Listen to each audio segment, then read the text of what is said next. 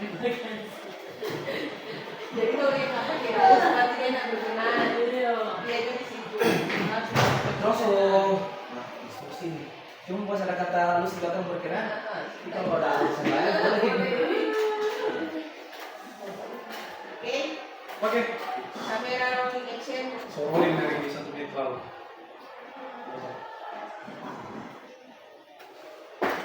Oke, selamat siang semua. Selamat siang. Sebelumnya terima kasih atas kehadiran dari Bapak Ibu sekalian yang sudah berlagi hadir ke tempat ini untuk menunjang salah satu tugas kami sebagai calon guru penggerak angkatan 8 di Kabupaten Minahasa. Nah, tentunya pada saat ini perkenankan saya untuk membawakan materi yang ini tentang budaya positif. Ya, jadi tentang budaya positif di mana tugas kami saat ini adalah mensosialisasikan tentang budaya positif yang nantinya akan diterapkan atau memang sudah berlaku di lingkungan sekolah kita di SMA Negeri 3 Tondano. Nah, sebelum lanjut, masih ingat kan apa yang menjadi semboyan khas dari SMA Negeri 3 Tondano? Masih ingat? Oke. Jadi, smart student, Bright future. smart student, Bright future. Oke. Sekarang sudah semua ya. Nah, jadi langsung saja budaya positif. Nah, di sini tujuan yang harus kita ketahui bersama adalah tentang pengetahuan konsep tujuan dan strategi dan prosedur pengembangan dari budaya positif. Yang kedua, keterampilan pengembangan budaya positif yang memerdekakan murid. Yang ketiga, sikap reflektif atau kritis dalam mengembangkan dan menerapkan budaya positif dalam mewujudkan lingkungan belajar yang aman dan nyaman bagi murid. Nah, oke. Di sini ada pertanyaan pemantik. Ya, bisa dikategorikan ya setuju ataupun tidak setuju ya. Itu tergantung pandangan masing-masing dari Bapak Ibu sekalian. Nah, di sini pertanyaan pertama. Hukuman dapat mendisiplinkan anak. Ada yang setuju? Setuju? Setuju. Oke. Lanjut. Pemberian hukuman dengan hal positif. Di sini dikatakan misalnya dengan menyuruh membaca atau membersihkan halaman sekolah itu dapat meningkatkan kedisiplinan anak.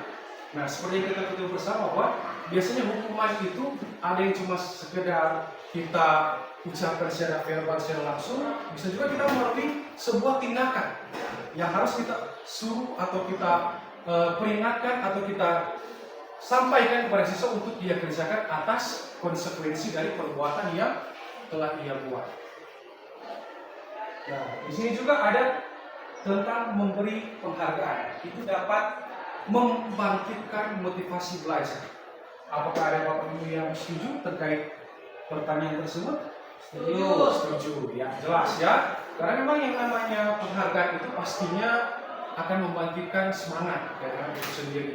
Tetapi yang harus digarisbawahi di sini adalah penghargaan itu yang seperti apa? Nah, biasa kan kalau guru kasih penghargaan, aku kasih nilai bagus atau kasih permen untuk anak-anak TK, anak TK, toh. Nah, tetapi konteks anak-anak SMA, pasti kan mereka berpikir sedikit yang lebih dewasa. Otomatis mungkin hanya sekedar berikan pujian dan kembangkan lagi supaya berikut lagi semakin tingkat untuk kemampuan. Itu untuk memberikan penghargaan di jenjang SMA. Nah, lanjut. Nah, di sini ada perubahan paradigma atau pandangan. Nah, di sini dikatakan kita membayangkan memiliki suatu benda yang sangat berharga bagi kita atau bagi Bapak Ibu sekalian. Nah, kepala benda berharga tersebut dalam tangan Anda.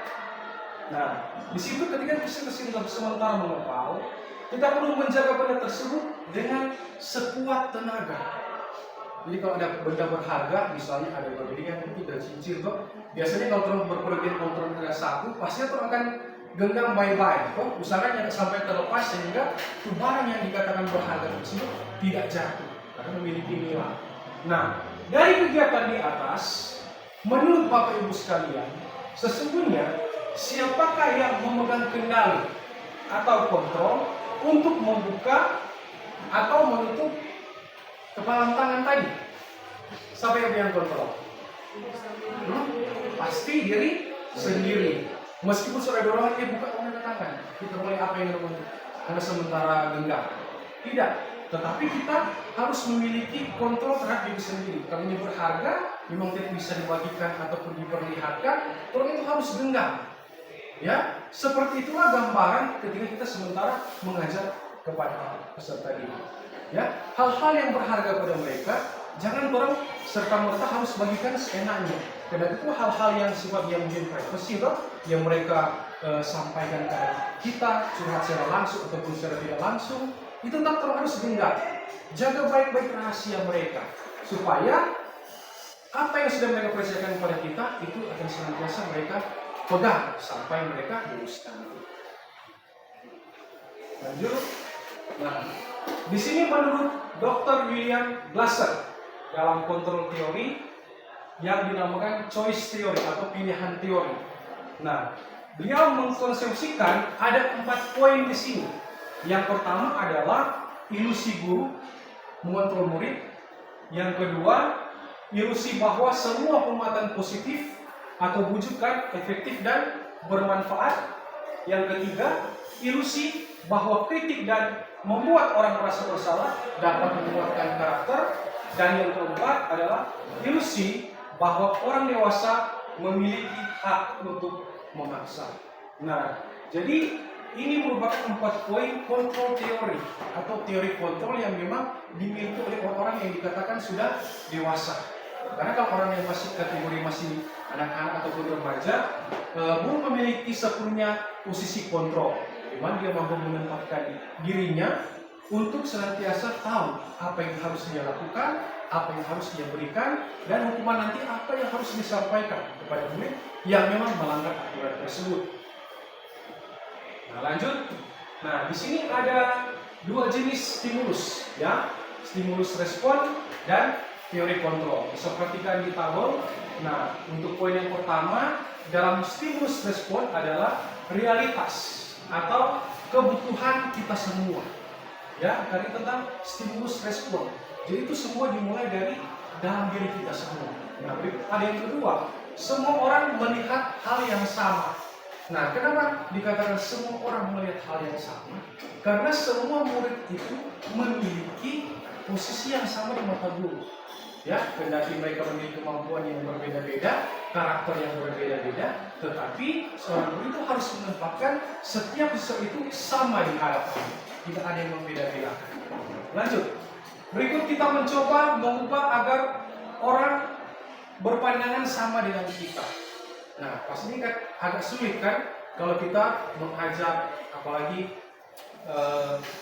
membuat orang itu supaya mereka pemikiran itu sama seperti kita.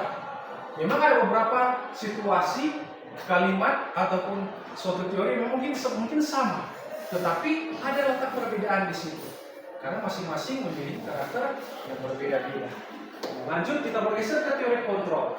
Nah, kalau di stimulus respon dikatakan sebagai realitas atau kebutuhan kita sama, tetapi kalau teori kontrol itu sifatnya terbalik, ya, terbalik, yakni realitas itu berbeda. Nah, kalau teori kontrol ini lebih mengedepankan realitas yang memang terjadi di dalam kehidupan, dalam suatu pembelajaran, ya, semua itu berbeda. Karena seperti yang saya katakan tadi, ya, silakan Pak.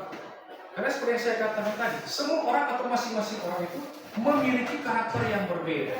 Ya, mungkin ada yang sama, tetapi jelas pasti akan ada perbedaan di dalamnya. Berikut yang kedua, setiap orang memiliki gambaran yang berbeda. Nah, gambaran yang berbeda, misalnya contoh saya sebagai guru geografi yang dikatakan ilmu sosial, pasti berbeda pandangan dengan pengajar dari ilmu pengetahuan alam, misalnya guru kimia, guru biologi. Karena kalau sifat-sifat guru yang dari IPA itu menekankan pada hal yang memang sifatnya pasti, ya. Sedangkan dalam konteks sosial itu sifatnya relatif, ya, berubah-ubah, tidak permanen, ya. Hari ini seperti ini, besok lain. Tetapi kalau di IPA, apa yang sudah dikatakan sekarang A, ya otomatis keesokan harinya tetap A. Jadi itu ya. Itu sekedar pengantar tentang pemahaman tentang stimulus respon dan teori kontrol dalam perubahan paradigma. Tentunya posisi di sini sebagai guru, baik saya maupun Bapak Ibu sekalian. Nah, di sini juga ada materi tentang disiplin positif dan nilai-nilai kebajikan universal atau secara umum. Nah, makna kata disiplin di sini adalah kita itu harus benar-benar mengikuti setiap aturan yang ada, yang memang sudah melekat, bukan hanya secara tertulis di buku atau yang dipajang dimanapun, tetapi memang sudah melekat di dalam diri kita, yang sudah tersugesti bahwa kita harus menaati ini. Contoh sederhana, kalau sebagai seorang guru kita wajib datang sebelum pukul 7, karena secara tidak langsung kita harus memberikan teladan kepada siswa kita. Itu contoh sederhana. Ada juga contoh yang lain yang bisa dikatakan sebagai budaya positif.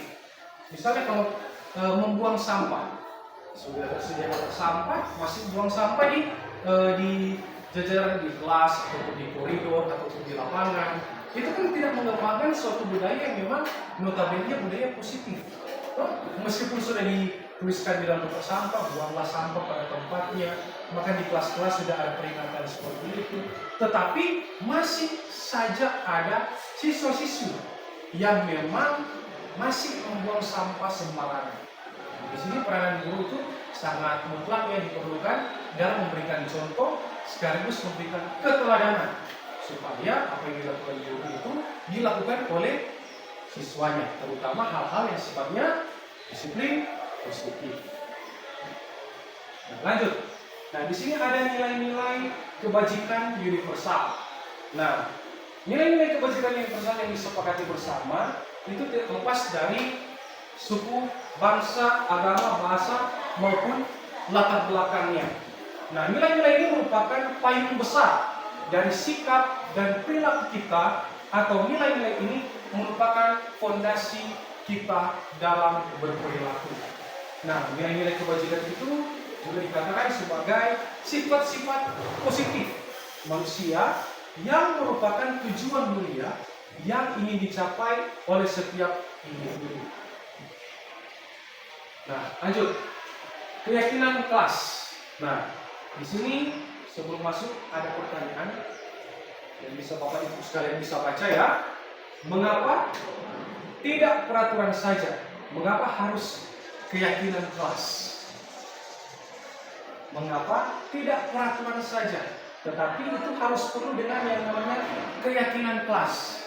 Karena berbicara tentang peraturan otomatis sesuatu yang sudah tertulis untuk kita patuhi, untuk kita ikuti. Sedangkan keyakinan kelas, apa yang menjadi orang yakini, ya, supaya misalnya orang kelas ini jadi lebih bagus. Meskipun sudah aturan, tetapi untuk memperkuat ini peraturan ini, orang itu harus berbicara dengan yang namanya keyakinan kelas. Nah, apakah ada Bapak Ibu yang bisa memberikan contoh satu saja keyakinan kelas? Mungkin kalau Bapak Ibu yang sudah menjadi wali kelas mungkin tahu ya apa-apa saja yang sudah diterapkan wali kelas kepada murid-murid perwaliannya supaya lebih bahasanya lebih taat lagi mengikuti peraturan, lebih semangat lagi mengikuti pembelajaran mungkin. Seperti itulah contoh-contoh keyakinan. Ada yang Bapak Ibu yang bisa memberikan satu contoh saja membuat keyakinan? Ya, silakan Ibu Melanifa. Seperti kita membuat kesepakatan kelas. Ya, oke. Kalau di kelas saya untuk keyakinan kelas adalah tidak mengambil foto dan video saat pelajaran berlangsung kecuali ada instruksi. Iya. Oke, ya, terima kasih ya. Berat sekali ya kelas untuk Melanifa. Karena memang keyakinan itu sama seperti dengan kesepakatan kelas. Ya, meskipun terus tahu aturan ada di sekolah, aturan tata tertib sudah ada di kelas, tetapi itu harus ada kesepakatan bersama. Nah, dengan kesepakatan itu baru akan terbentuk yang namanya keyakinan, yang nantinya akan memperkuat setiap karakter siswa, baik individu, kelompok di dalam suatu kelas tersebut. Itu tentang keyakinan kelas. Nah, lanjut. Nah, di sini juga ada masih materi yang sama, tapi di sini diarahkan kepada Bapak Ibu untuk memilih satu atau lebih dan berikan penjelasan. Nah, pertanyaan adalah manakah yang keyakinan kelas yang termasuk di dalam gambar maupun yang di dalam item tersebut. Nah, misalnya ini, sementara berdiskusi. Nah, sementara berdiskusi antara si A dan si B. Nah, si A dan si B ini sementara berdiskusi. Berarti keyakinan apa yang sudah ada pada mereka di antara poin 1 sampai poin 6. Sementara diskusi, apakah itu masuk di tanggung jawab atau disiplin mungkin atau aktif atau reaktif? Iya, jadi aktif ya, ya aktif. Jadi di sini ada kolaborasi antara siswa si A dan siswa si B. Jadi dengan komunikasi yang terbangun di situ, maka keyakinan kelas yang terbentuk di situ adalah aktif. Nah, itu rekan contoh sederhana terkait kita menunjang atau memilih tentang keyakinan kelas dikaitkan dengan gambar yang ada. Nah, lanjut ya. Nah, di sini berikut ada teori motivasi. Nah, yang pertama untuk menghindari ketidaknyamanan di dalam suatu lingkungan. Nah, di situ ada pertanyaan, apa yang akan terjadi apabila saya tidak melakukannya? Berikut yang kedua, untuk mendapatkan imbalan dari orang lain atau secara garis oleh institusi. Nah, pertanyaannya adalah apa yang akan saya dapatkan apabila saya melakukannya? Sama. Ketiga, untuk menghargai diri sendiri dan menjadi orang yang diinginkan. Saya menjadi orang yang seperti apa bila saya melakukannya? Nah, di situ untuk yang pertama sampai yang kedua itu tentang motivasi ekstrinsi, ya, atau motivasi yang berasal dari luar. Sedangkan yang poin ketiga adalah motivasi intrinsik atau motivasi yang berasal dari dalam diri. Nah, pertanyaan selanjutnya, menurut Bapak Ibu, dari ketiga motivasi di atas, motivasi manakah yang saat ini yang banyak mendasari perilaku murid di sekolah? Menurut Bapak Ibu, motivasi mana? Apakah untuk menghindari ketidaknyamanan atau diberikan hukuman atau untuk mendapatkan imbalan dari institusi atau untuk menghargai diri sendiri dan menjadi orang yang diinginkan?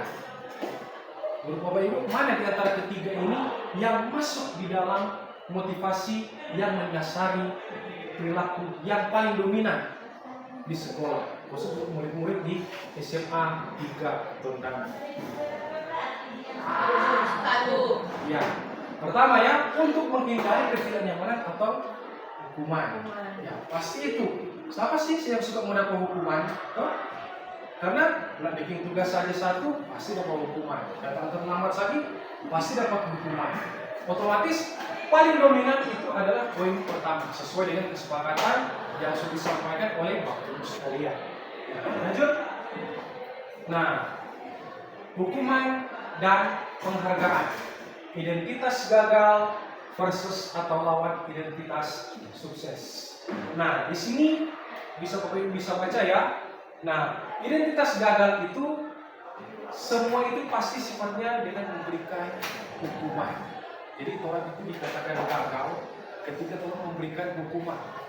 Nah, sedangkan identitas yang dikatakan sukses itu dikatakan dalam kategori disiplin.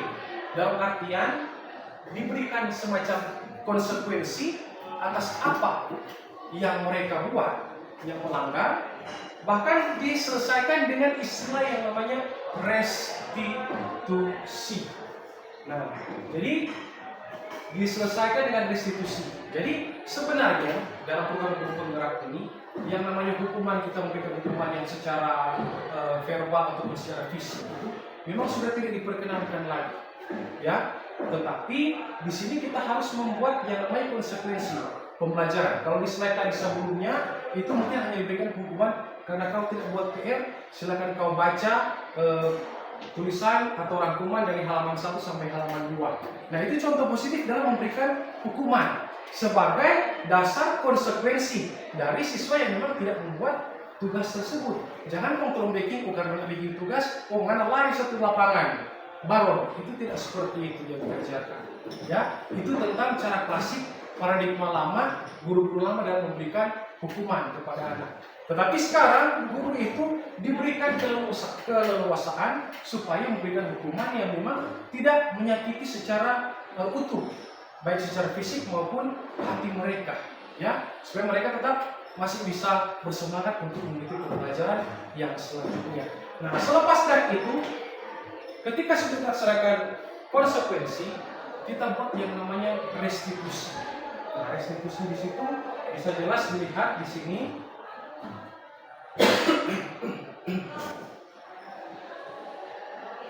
Nah, ini. Jadi restitusi. Nah, dalam restitusi itu terkenal akan 5 posisi kontrol. Ya, 5 posisi kontrol. Nah, yang dimasukkan dengan 5 posisi kontrol di sini adalah posisi sebagai seorang guru. Nah, posisi seorang guru yang pertama itu sebagai penghukum. Yang kedua, pembuat rasa bersalah. Yang ketiga, sebagai teman. Yang keempat, sebagai pemantau. Dan yang kelima adalah sebagai manajer. Nah, dari kelima posisi kontrol ini, pastinya masing-masing setiap guru itu bisa menerapkan kelima posisi ini. Misalnya guru si A dikenal dengan si penghukum, guru si B dikenal dengan pembuat rasa bersalah. Nah, contoh yang lebih sederhana untuk posisi guru sebagai penghukum. Nah, seperti yang saya katakan tadi, ketika dia tidak membuat PR, karena kau tidak membuat PR, silakan kau lari mengelilingi lapangan sebanyak 5 putaran. Nah, itu posisi guru sebagai penghukum. Ya, berikut pembuat rasa bersalah. Nah, contohnya begini, ketika dia tidak hadir tepat waktu dan berulang-ulang, dia katakan disampaikan kepada murid, Henry, kamu itu sudah tidak hadir berturut-turut terlambat. Kamu tidak kasihan sama ibu setelah ditegur oleh kepala sekolah akibat perbuatanmu. Nah, itu contoh sederhana posisi guru sebagai pembuat rasa bersalah. Dengan kalimat yang saya contohkan tadi, yang siswa itu akan merasa terluka. Gara-gara kita sampai kepala sekolah dimarahan. Nah, itu posisi sebagai pembuat rasa bersalah. Nah, berikut posisi sebagai teman. Nah, kalau posisi sebagai teman ini biasa kalau guru-guru yang memang sangat dekat, sangat aktif dengan siswa, pasti posisinya sebagai teman. Jo, kamu makan di mana? Jo, makan di kantin. Ya, untuk hari ini nanti mau tambah. Toh, seperti itu. Jadi orang bergaul itu sebagai sesama teman.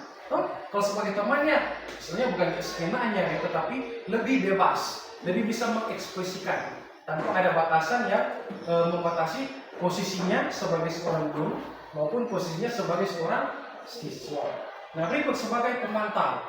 Nah, namanya juga pemantau. Jadi setiap hal-hal yang dilakukan oleh siswanya dia selalu perhatikan. Kalau si A ini jam pertama dia hadir, ini jam ketiga dia hilang, ini lagi si B, tiga hari muncul. Nah, seperti itu posisi guru yang dikatakan sebagai pemantau. Jadi dia perhatikan semua dia bergerak dari siswa. Nah, berikut yang terakhir sebagai manajer. Nah, sebagai manajer ini pasti merupakan tujuan utama yang dikatakan sebagai posisi yang dikatakan yang paling harus dilakukan oleh sebagai seorang guru, sebagai seorang manajer. Jadi semua yang bisa masuk dalam kategori ini. Terutama manajer di sini adalah lebih melaksanakan pendekatan secara face to face, hati ke hati. Jadi dia menanyakan, kenapa kamu melakukan hal tersebut, kenapa kamu terlambat setiap hari, kenapa kamu tidak masuk di jam ketiga. Nah, posisi itu dikatakan sebagai posisi sebagai manajer yang memang menjadi tujuan utama dari kelima posisi kontrol restitusi. Lanjut. Nah, di sini jelas ya, sebagai contoh yang sudah disampaikan tadi. Jadi kita lanjut saja. Nah, ini mungkin kalau saya secara pribadi kalau dihadapkan pada pertanyaan seperti ini, mungkin saya akan katakan masuk dalam ya mungkin kelima-lima posisi kontrol ini sudah pernah saya terapkan semua, baik sebagai penghukum, pembuat rasa bersalah sampai pada manajer. Nah sekarang saya lemparkan kepada Bapak Ade. Silakan Bapak Ade boleh berdiri. Silakan Pak Ade. Oke. Nah menurut Pak Ade saat ini Bapak Ade berada di posisi kontrol yang mana di antara kelima posisi tersebut? Kalau saya sih paling banyak di kedua. Kedua, ya. Membuat merasa bersalah. Kenapa? Sampaikan alasan Pak. Karena biar orang sadar apa yang mereka lakukan. Jadi sedikit dulu ya. Ini kan siswa orang tua peduli segala keperluannya. Iya. Misalnya dengan proyek teknologi diberikan handphone Ya. digunakan untuk pembelajaran. Gitu. Tapi terkadang kan siswa salah menggunakan itu. Atau dia gunakan untuk main game dalam proses pembelajaran. Nah, bagaimana di sini sebagai guru memberikan pemikiran kepada siswa orang tua mengadakan segala sesuatunya itu untuk kepentingan murni untuk ilmu, jangan salah gunakan karena kalian tidak tahu bagaimana upaya orang tua mengadakan segala sesuatunya untuk keperluan kalian begitu. Kerja tarik matahari mungkin yang orang tuanya bertani sebagainya begitu, sehingga mereka ada rasa sadar bahwa ternyata orang ini salah dalam menggunakan proses yang orang tua berikan. Dan karena ada orang sebagai anak, pasti nanti merasa kecintaan ke orang tua dan akan mempergunakan fasilitas yang diberikan sesuai dengan apa yang orang tua harapkan. Siap, ya. Dan saya tepuk tangan untuk Bapak Ade ya. Terima kasih. Dan satu menit lagi, kalau boleh Miss Novita boleh memberikan pendapat. Dipersilakan untuk berdiri. Nah, masih pertanyaan yang sama. Miss Novita itu berada di posisi kontrol yang mana? Yang memang menunjang untuk kelima posisi kontrol ini. Menurut saya, sekarang saya berada di posisi kontrol yang pertama. Jadi di kelas kami, setiap saya masuk kelas, kami membuat kesepakatan dan saya sudah ketika kami membuat kesepakatan, kami sudah merumuskan itu sanksi-sanksi yang ada. Jadi ketika mereka tidak melakukan sesuai dengan kesepakatan, saya akan menghukum sesuai sanksi yang sudah disepakati. Ya, oke. Terima kasih. Ya, terima kasih teman-teman untuk Miss Novita. Ya, memang berbicara tentang kelima posisi kontrol ini, seperti yang saya katakan tadi, setiap guru itu memiliki pandangan masing-masing sesuai dengan karakter mereka. Ada yang dikatakan sebagai penghukum, bahkan ada yang sebagai pembuat rasa bersalah. Nah, jadi berdasarkan itu semua, memang tidak bisa dipungkiri bahwa di dalam suatu sekolah itu masih sering sekali terjadi yang namanya pelanggaran akan setiap tata tertib. Apakah itu berlaku di lingkungan sekolah secara umum atau lebih khusus berlaku hanya di lingkungan kelas saja. Jadi penting sekali setiap guru untuk menerapkan di setiap kelima posisi kontrol ini. Nah, di sini bisa kalian lihat atau kamu lihat ada segitiga restitusi.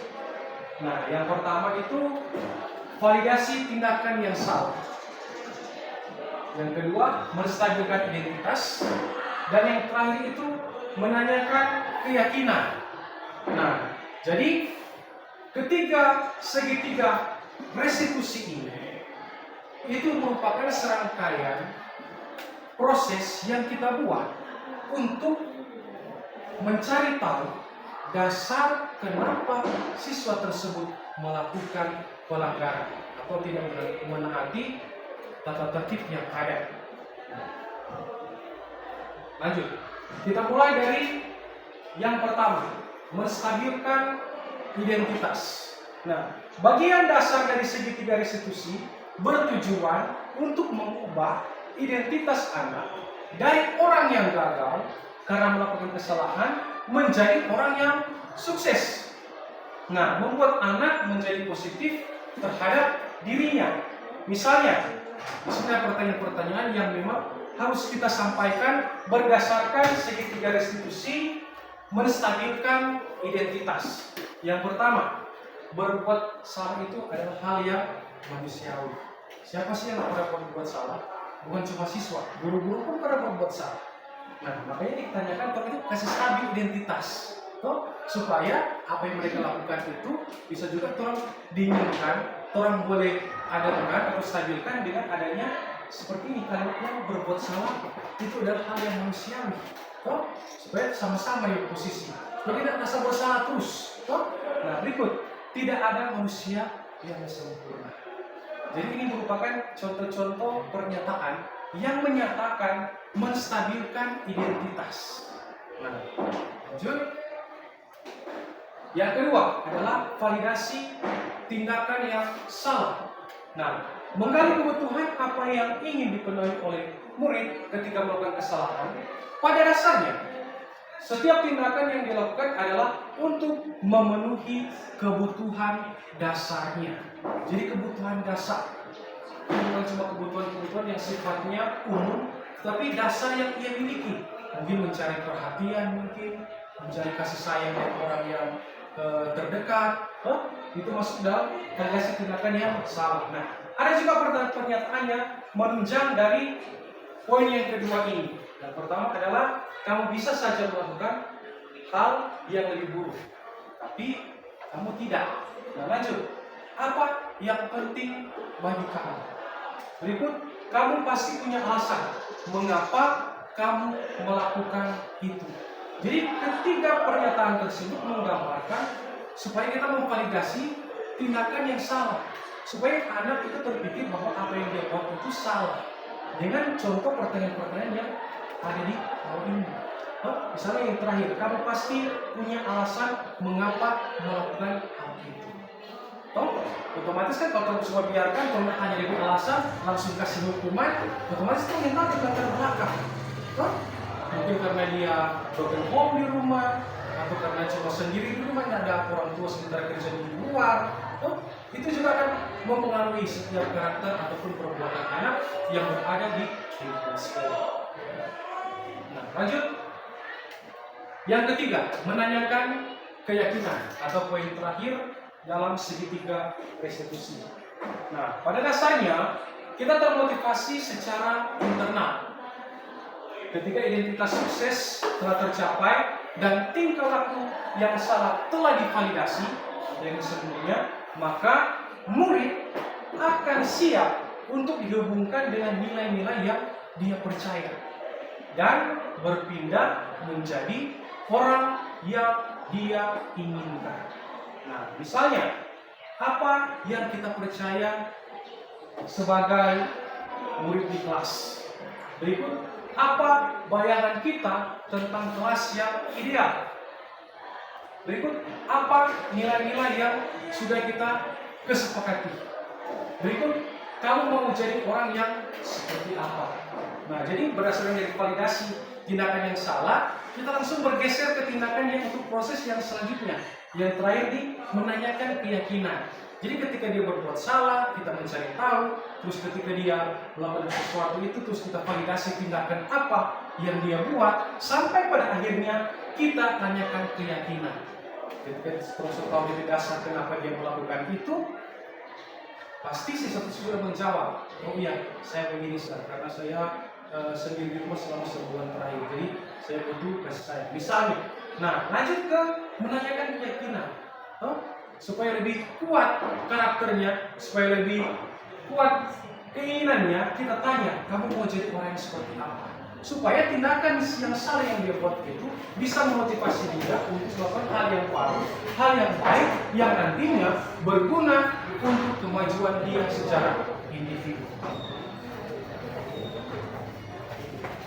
Nah, jadi secara tidak langsung mungkin kita sadari bahwa mungkin kita telah mempraktikkan segitiga restitusi ini baik di rumah ataupun aktivitas kita di kelas maupun di luar sekolah.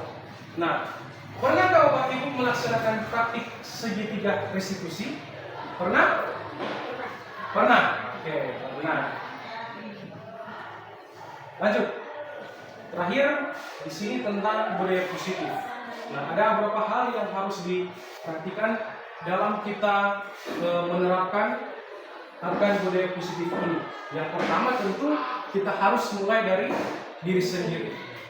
Ya, karena Kalau kita mulai dari diri sendiri, kalau harus mulai dari orang lain, maksudnya semua ajak orang lain, sedangkan dirimu sendiri belum melakukan hal tersebut. Jadi budaya positif yang pertama adalah mulai dari diri sendiri. Berikut yang kedua, libatkan orang-orang kunci. Nah, orang-orang kunci ini maksudnya mungkin orang terdekat kita, ya. Jadi buat apa terus sosialisasi tentang budaya terhadap orang lain, sedangkan trompet saudara, orang terdekat, trompet teman satu kelas, trompet rekan sejawat, orang belum saling berbagi akan budaya positif. Nah, berikut, lakukan sekarang dan selalu. Jadi kalau teman tak lakukan sekarang, kapan lagi? Kalau teman cuma lakukan sekarang, kalau besoknya anda, ya cuma berakhir sampai pada hari ini, tidak akan berlanjut sampai selanjutnya. Karena ini tentang budaya positif, bukan budaya negatif. Ya, kalau budaya negatif ya lebih baik itu jangan lakukan sama sekali. Tetapi budaya positif hendaklah kita lakukan setiap hari dimanapun kita pergi dan berada. Nah, lanjut, hadirkan rasa memiliki dengan membuat kesepakatan bersama. Ya iya, karena supaya trompet ini lebih kuat, trompet rasa saling memiliki, trompet itu harus sepakat bersama. Bukan hanya sepakat hanya saya sendiri, ya, cuma saya sendiri keinginan yang harus diterapkan di kelas atau di sekolah. Tidak, itu bukan berarti hal yang bagus untuk dilakukan, tapi kesepakatan bersama supaya apa yang kita buat, misalnya ada satu yang salah, ingat kalau kesepakatan ada, toh. Jadi kesepakatan itu gunanya bukan untuk menjatuhkan kita, tetapi akan semakin memperkuat kita di dalam menunjang suatu progres, suatu program yang nantinya akan kita jalankan di kelas maupun di sekolah kita. Nah, berikut, ciptakan lingkungan yang mendukung. Nah, memang kalau segala sesuatu yang kurang lakukan itu, kalau misalnya lingkungan yang terdapat kerja tidak mendukung, itu pasti orang sendiri akan kewalahan. Hendaklah lingkungan itu terperlukan di setiap elemen sekolah, supaya setiap hal yang telah rencanakan, apa yang telah bikin di sekolah, di kelas, ataupun telah menghadirkan segala sesuatu di sekolah terang, itu senantiasa mendapatkan dukungan selalu. Oke, dan yang terakhir itu adalah temukan akar permasalahan sebelum menentukan solusi. Ya, jelas, solusi ada kalau kita sudah tahu titik masalahnya itu di mana. Buat apa tolong cari solusi kalau misalnya ada masalah? Toh, jadi tolong cari tahu terlebih dahulu letak akar permasalahannya di mana, baru kita bisa tentukan solusi apa yang tepat untuk menanggulangi permasalahan tersebut. Nah, di sini juga disiplin positif di sekolah hanya dapat dilakukan oleh guru yang positif, ya, positif pikirannya, positif perkataannya, dan positif tindakannya. Jadi semua itu harus relevan, ya. Jangan kau misalnya apa yang tuan bikin nggak sesuai dengan tuan pikiran, apa yang tuan sudah pikir setelah tuan sudah tindakan yang sesuai dengan apa yang tuan pikirkan, itu pasti akan kacau balau atau berantakan dalam penerapannya. Oke, jadi sekian ya untuk pertemuan pada saat ini, di mana waktu dan kesempatan sudah diberikan bagi saya di dalam mensosialisasikan tentang budaya positif yang ada di sekolah. Dan di sini ada kalimat terakhir dari sosok yang sudah sangat terkenal, terutama di dunia pendidikan, yakni Ki Hajar Dewantara. Nah, beliau berpendapat bahwa merdeka itu artinya tidak hanya terlepas dari perintah, akan tetapi juga cakap buat memerintah diri sendiri. Jadi bukan hanya umum, tetapi terus bercakap dengan memerintah diri kita sendiri. Jadi sebelum kita memerintah orang lain, kita harus belajar memerintah diri sendiri, supaya kita bisa mengetahui seperti apa ketika kita memberikan pemerintah dan seperti apa ketika kita diberikan perintah. Jadi sekian dan terima kasih atas kesempatan dari Bapak-Ibu sekalian.